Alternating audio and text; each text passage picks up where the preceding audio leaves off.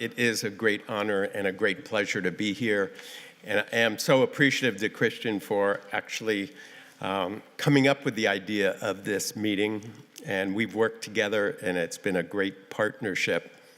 And I think it's the kind of the first step towards this larger partnership between California and Germany.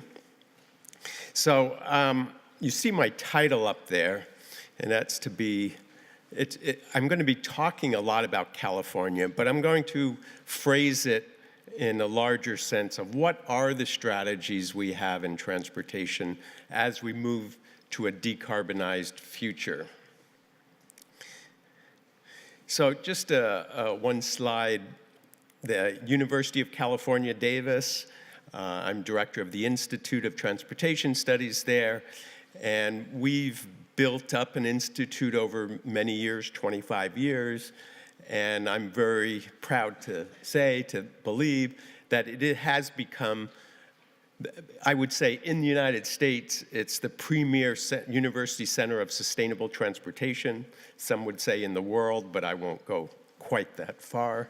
But we have built up a large number of researchers and graduate students and research programs dealing with and addressing sustainable transportation. And one thing I'm particularly proud about with that institute is we have created a real culture of engagement.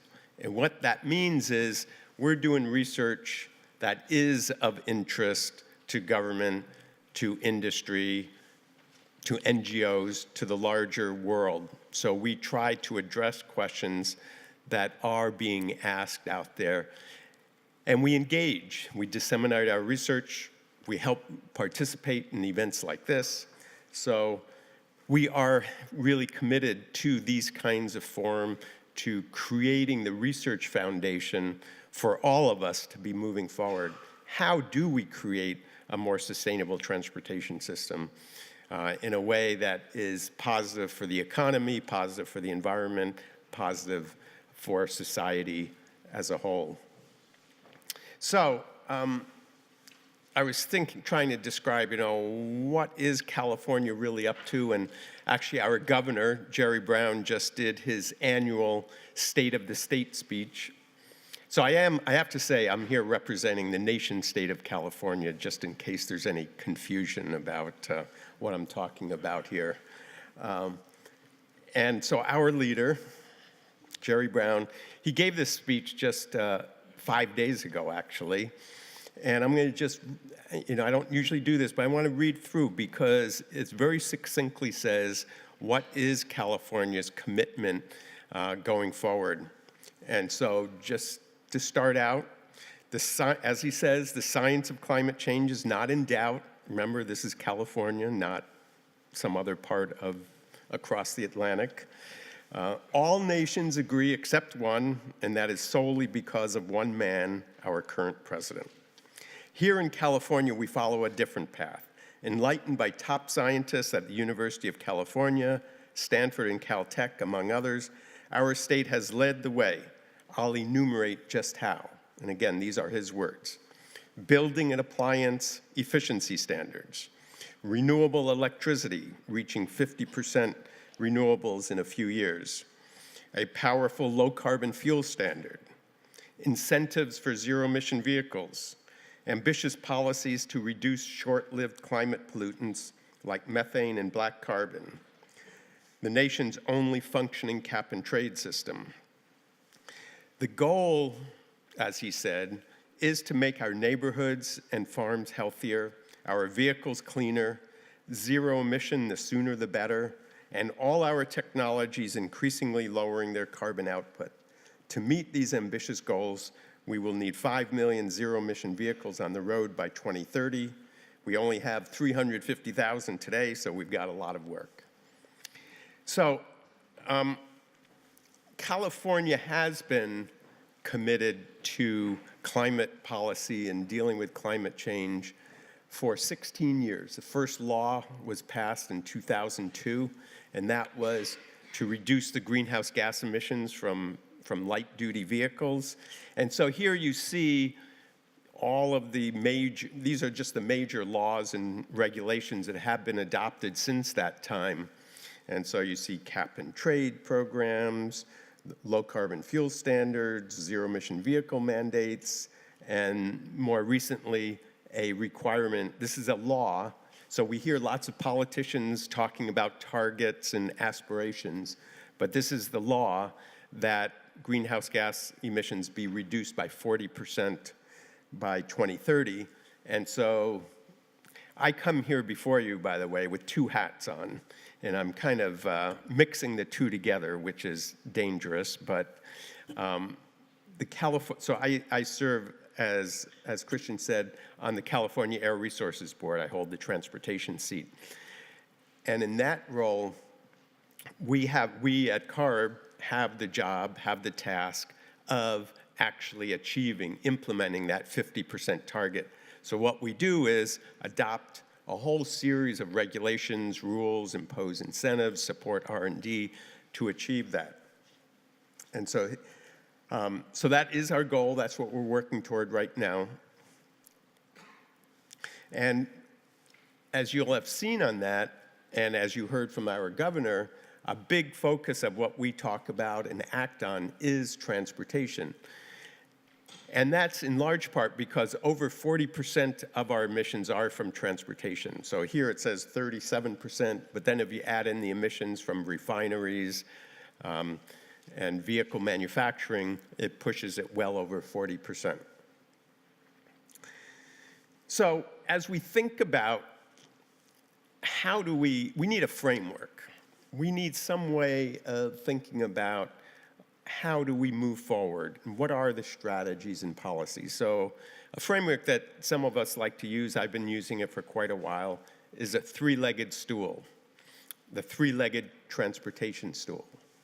So that's the vehicles, the fuels, and the mobility, the movement of people, which includes land use as well. So you'll see here, and I used to get criticized for this a lot, but the third leg, the mobility leg, it says VMT, vehicle miles traveled, vehicle kilometers traveled, is kind of crooked and weak.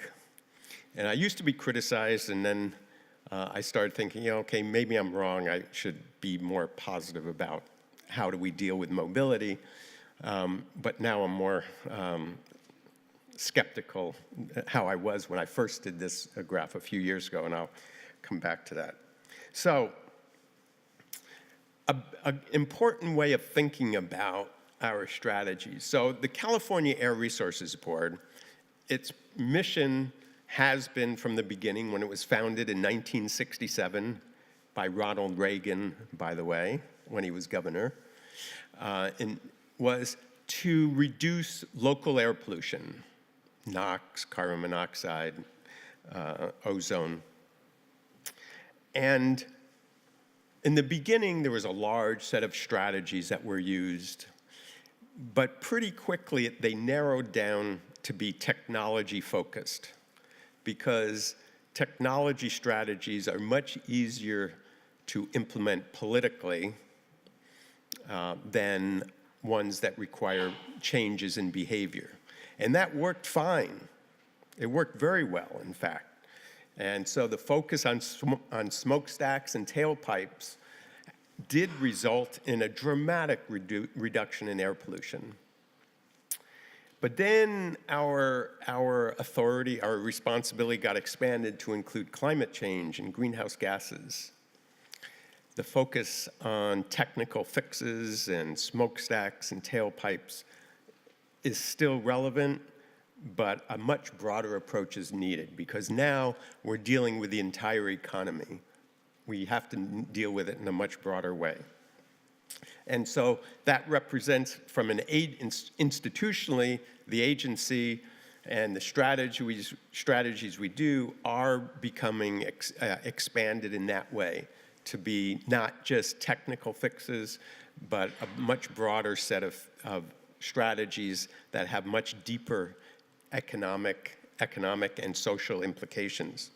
So we need a broader policy approach going forward, dealing with climate change. So we've learned, so we need a focus on innovation. We need new technology, but we also need innovation in our institutions.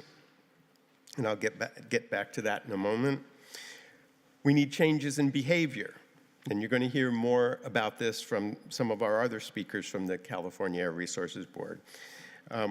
We need to change people's behavior and how they buy vehicles, how they use vehicles, and how they travel, the mobility. And we need to have a much deeper, stronger partnership with industry. Because at the end of the day, it's industry that's providing the products that are being used by consumers in the market. So this graph, actually it's from ICCT. Thank you, Drew. This graph really makes you feel good when you look at it. What it shows is that everywhere in the world, all the major markets, we're seeing tightening of the standards for motor vehicles in terms of reducing energy use and greenhouse gases. And indeed, they are in place. What we're finding, though, is that there are these little details that are leading to the reductions not happening as fast as we had hoped and expected. And part of it is, like the Dieselgate issue in Europe with how the testing protocol are developed and measured, but it also has to do with, as in the United States and California, where people are shifting their behavior and they're buying bigger vehicles, or they're buying vehicles with different attributes where they get credit in the regulatory process, but it doesn't actually result in large greenhouse gas reductions. But it is, okay, so actually, to go back, I do want to emphasize here that dramatic reductions and dramatic improvements are being made in the automotive sector. The engineers in the auto industry are making huge progress.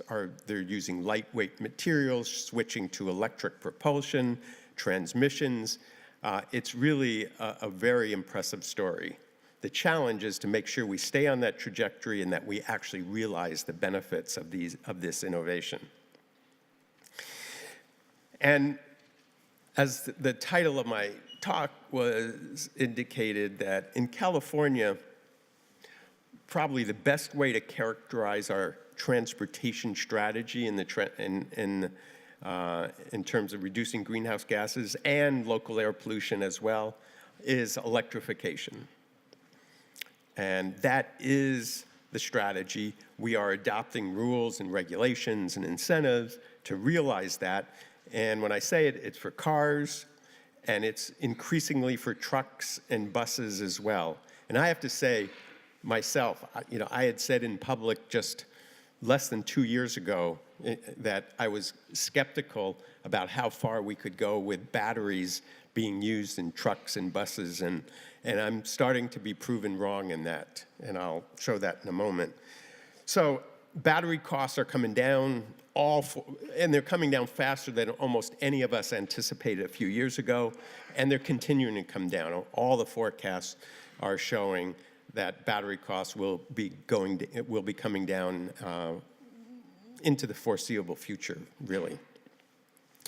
Now, the question is, when we talk about electrification, what we mean is battery electric vehicles, plug-in hybrid electric vehicles, and fuel cell electric vehicles. They're all electric vehicles. They're all using electric motors. We sometimes use the expression zero-emission vehicles when, in fact, plug-in hybrids aren't really zero-emission, but it's kind of easy to say, so we use it. But at least in the California context, we mean all three. So what's happening is, one of the questions is, going forward, when we talk about electrification, how much of it is going to be pure battery vehicles, how much is going to be plug-in hybrids, and how much fuel cell? Clearly, as you get into the bigger vehicles, the weight and the bulk of batteries becomes more and more of a challenge, and the question becomes, at what point are fuel cells going to become a superior option? At what scale, what size of vehicle? And the truck part of it, the freight part, we're going to have a session on this tomorrow. is much more difficult and complicated than light duty. In light duty, it's clear at this point, we are going to electrify the light duty sector, and fairly soon. And we can debate about exactly which year and exactly which technologies, but almost no one argues with that premise anymore. Not within the industry, not anywhere. On the truck side, it's a little less certain how this is going to evolve. In California, we are pushing ahead aggressively, trying to find applications for batteries for our trucks. And that will, of course, in the near term be trucks that are used for short distances and that are a little smaller. But they're being used in buses.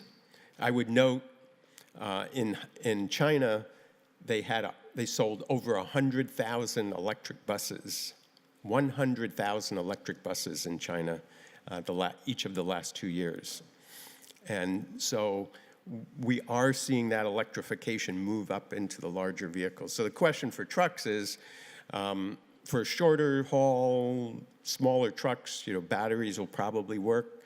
As you get into the bigger ones and longer haul, are we going to use hydrogen? Are we going to use some kind of low carbon biofuels? And I think that discussion is still open, and it'll vary from one place to another.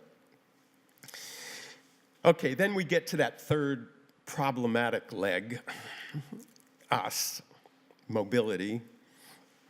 And a few years ago, we were all patting ourselves on the back saying that it looked like we had really reached the peak in terms of vehicle usage in OECD countries, that the amount of VKT per capita had not only peaked, but was headed downward at a pretty good rate. And then the economy got better. and we're seeing a change now. And now in most of these countries, I don't know the data from everywhere, but certainly in the United States, certainly in California, and I believe in Germany, the VKT per capita is going up. It's not going down.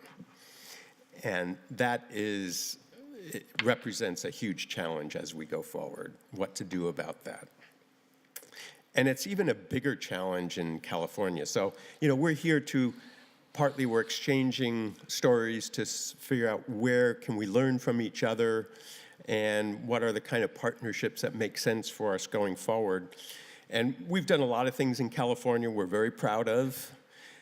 And we have a lot of policies. In fact, I would say we probably have the most comprehensive set of climate policies of anywhere in the world. But having said that, doesn't mean we have the lowest carbon in the world. And in fact, in transportation, we have a very large carbon footprint. And the part of the challenge for us in California and the US generally is we've gone to an extreme dependence on cars. And not only cars, but mostly single occupant use of cars. When I say cars, I'm including light trucks as well. So we have created what I call a transportation monoculture. And when we get up in the morning, we don't even think about how we're going to get to work or school or wherever we're going. Our car's in the garage, in the driveway, we use it. We don't think about what are the different choices. And that's got to be changed if we're going to move to a more sustainable transportation future, and I'll define that in a moment. So just to highlight, so this is more of images for Washington, D.C., and President Trump and a few other people like that who think that cars are a right. This is many Americans think cars are a right. And I'd say, well, and that the idea that we could reduce car ownership or car use is just anti-American. Well, so that's why this is here to show that, there are a lot of trips that car trips we could get rid of. If that person in that SUV got out of that vehicle and walked the dog, there'd be less energy use, less carbon, and the person would be healthier as well. And just not to just pick on Americans. Someone gave me this photo from Pakistan. So this dependence on cars and this car-centric way of behaving and thinking is increasingly expanding around the world. So addressing this vehicle use question is, as Christian said, is a huge challenge and a really, really important one. And it has been, a lot of us were frustrated. We didn't have very good ideas or options. And in a moment, I'm going to say why we're highlighting this again, because there are a lot of good options. But in California, what we've done is we have a law that says every metropolitan area has to come up with a plan on how they're going to reduce vehicle use per capita. Unfortunately, we haven't really turned that law into one that has real teeth. It doesn't have sticks nor carrots to make it work, but it has focused the conversation, and it has gotten local leaders focused on this question of how do you create a more sustainable transportation system. And freight. So again, we're going to talk about freight tomorrow. Freight is a really hard one. We have our governor a couple of years ago issued an executive order that he wanted an action plan for sustainable freight. He said, I want all the government agencies to get together and figure out how are we going to reduce the carbon footprint of freight.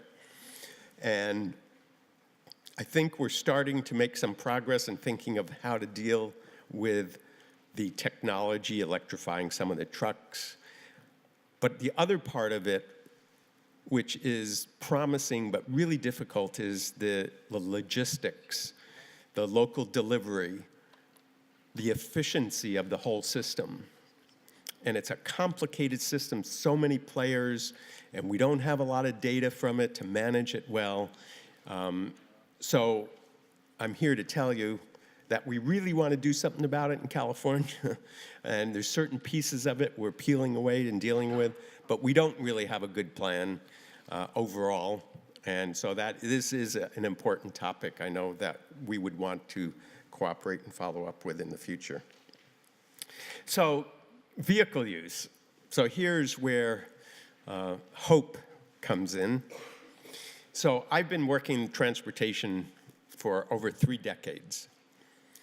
In many ways, it's been very boring, very tedious, because there's been so little innovation.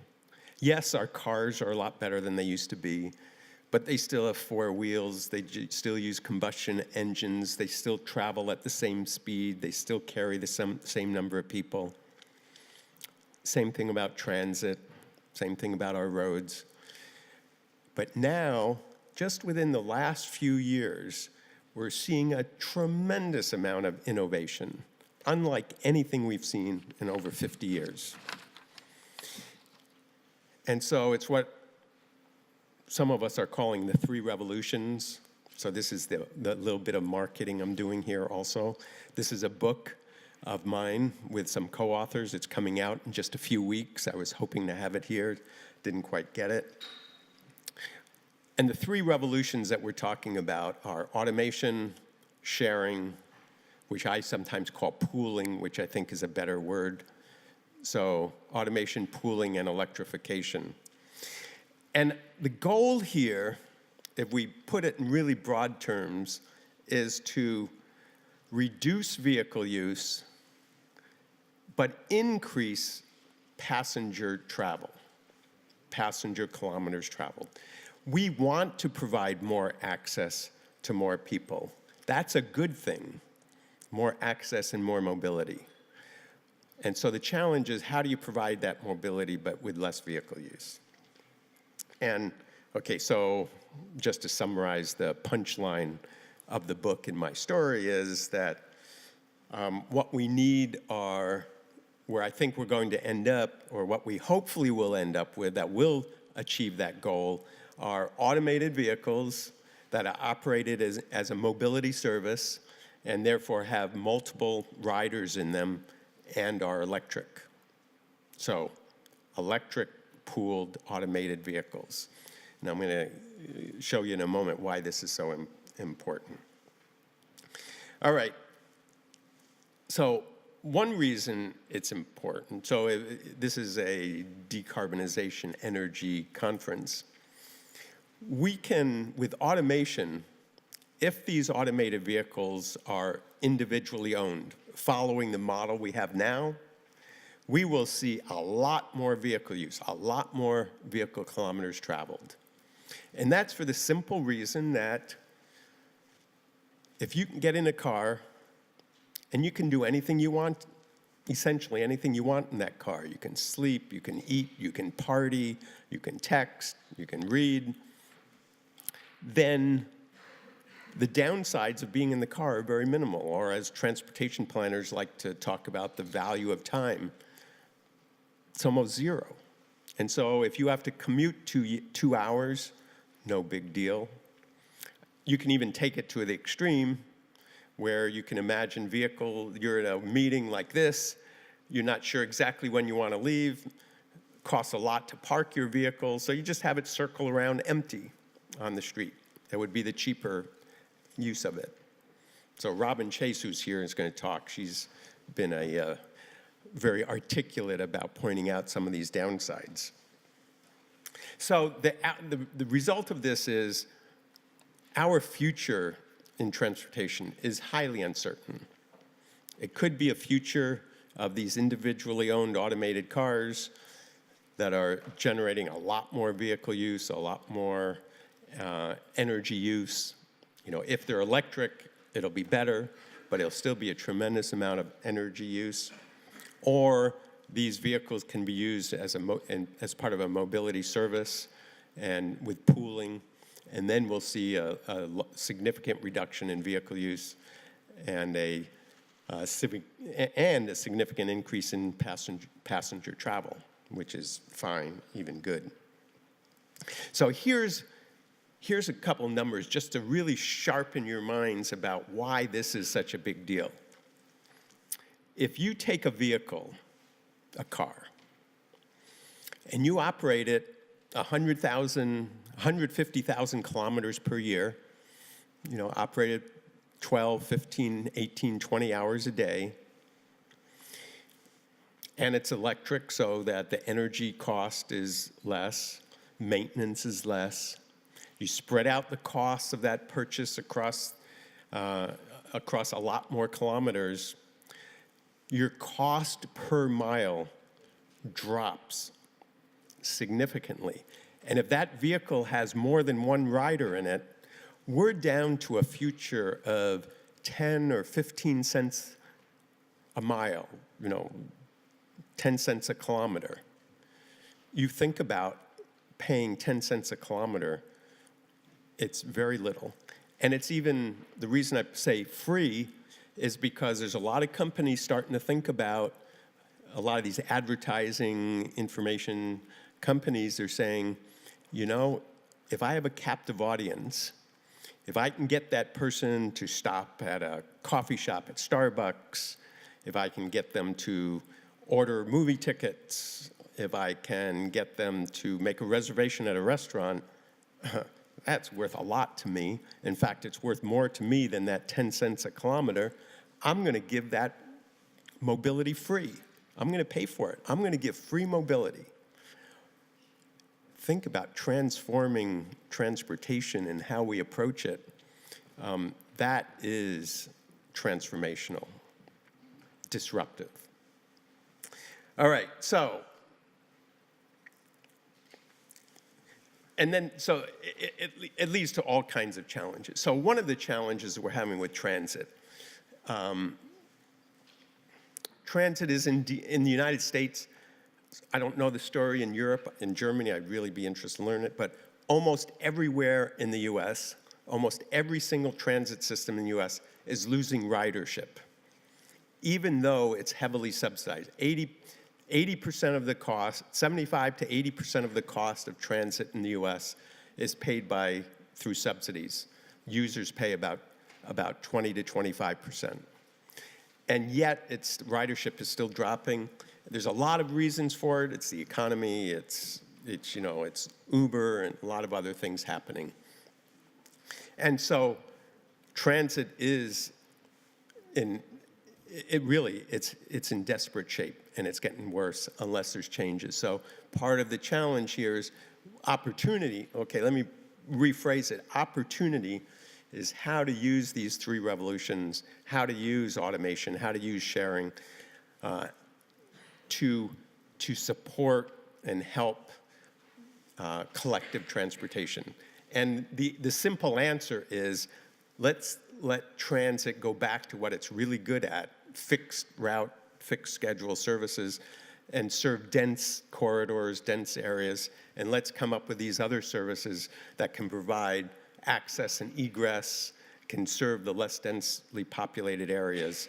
So this implies a very different, really a revolutionary approach to transportation and to transit. It means funding our transportation differently. It means creating these partnerships that don't exist. So a lot of reforms in governance, public finance, management, partnerships is needed and will happen. So what we're talking about here is creating systems that are cheaper, better, more sustainable. And so it means that, as I said, that we have the three revolutions. We have less vehicle use, more passenger travel, we have it electrified, and there's an analogous story for freight, but I don't have time to get into it. But all of this comes back to policy. Yes, industry, business is providing all these goods and services, but left alone, there's a very good chance that the pathway forward, left alone, will be a future that's not in the public interest. It'll be in the interest of a lot of individuals that have the money, that can afford the automated cars, that have access to it, but it won't be in the broader public interest. And that's where the government and policy really has to step to the table and intervene in a way to guide these revolutions in a direction that is in the public interest. And so just for some of you that are, let's say, skeptical of government, and there's lots of reasons to be skeptical, but at the end of the day, we have a market system that has all kinds of market conditions and market failures that result in us not moving towards the public interest in a lot of the investments and innovations that are happening. So this is kind of a list of proposed PhD dissertations. Each one of these is a dissertation topic for future students, any of you in the audience. And I list it only to justify why we do need intervention, but I also do it to support the California approach to policy, and that is that we need a whole suite of policies. You can't just say we're going to cap and trade or a carbon tax. There's so many different activities that operate with so many different conditions that you need to go after each of these activities with different kinds of policies. And so we're talking about a policy world that is very complicated, has a lot of different policy instruments, its laws, regulations, incentives. I would note, as you see at the bottom of this graph, is that in California, this coming year, we're going to spend about $1.5 billion in incentives to support these changes in our transportation technologies and activities. And most of this money is coming from cap and trade and being, in a sense, repurposed to help and support the transition to electric trucks, electric buses, electric cars, fuel cells, hydrogen stations, charging stations.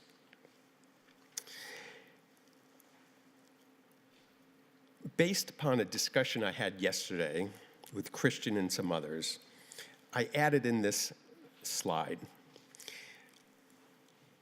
trying to tie it into the bigger narrative that we have to deal with, and that is, there's a lot of sense that, the populism and nationalism that's taking over a lot of countries and a lot of politicians might lead to some people thinking, well, we need to let companies do automation as they do it, and people will buy electric cars when they want them and when the cost comes down.